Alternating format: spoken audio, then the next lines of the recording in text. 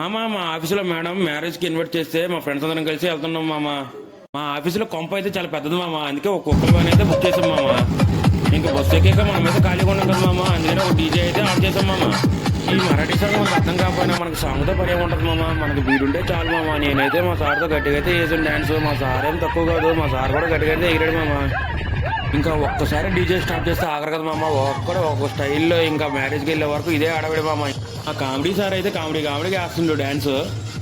మేమైతే కొండ మీదకి అయితే వెళ్తున్నాం మామ, ఎందుకంటే మా మేడం వాళ్ళ విలేజ్ బాగా కొండ మీద అట మామ. కానీ అయినా పైనుంచి కింద చూస్తుంటే చాలా బాగుంది మామ లొకేషన్ అయితే. ఇంకా పెళ్ళికైతే వస్తాం మామ. పెళ్లి కొడుకు అయితే గుర్రం మీదకి ఎక్కి గుర్రంతో డ్యాన్స్ చేస్తాను మామ. ఇంకా గుర్రం ఎలా వేస్తుందో డ్యాన్స్ కిందకి పైకి అయితే చూస్తుండే మామ. ఇంకా లోపలికి వెళ్ళి చూస్తే అందరూ టోపీలు అయితే పెట్టుకుంటారు మామ. ముందు చెప్తే మేము కూడా టోపీలతో వచ్చేవాళ్ళం కదా.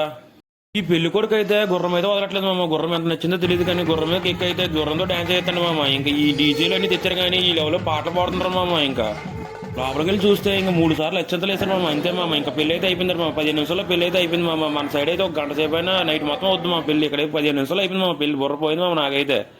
ఇంకా మనకి తలనొప్పులని ఎందుకని చెప్పి మనం వచ్చిన పని కానిద్దామని చెప్పి తిన్నాకైతే వస్తాం మామ. ఇంకా ఈ ఐటమ్స్ చూసి చాలా ఎక్కువ అనుకోకండి, ఎందుకంటే ఒక ఐటమ్ 4-3 బేసన్లు ఉంది మామ.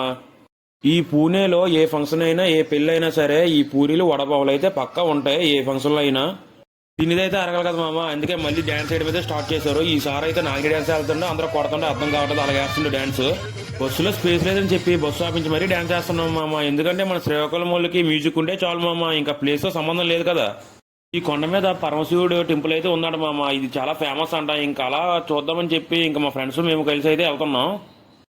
పరమశివుడిని దర్శించుకోవడానికి గుడి లోపలికి అయితే వెళ్ళాం మామ. గుడి లోపలికి వెళ్ళి చూడగానే గుడి అయితే చాలా బాగుంది మామ. ఇంకా ఈ గుడి డిజైనింగ్ అంతా అయితే చాలా అంటే చాలా బాగుంది. ఇంకా పరమశివుడిని దర్శించుకోవాలంటే బాయ్స్ కి ఒంటి మీద అయితే సెట్ ఉండకూడదు మామ.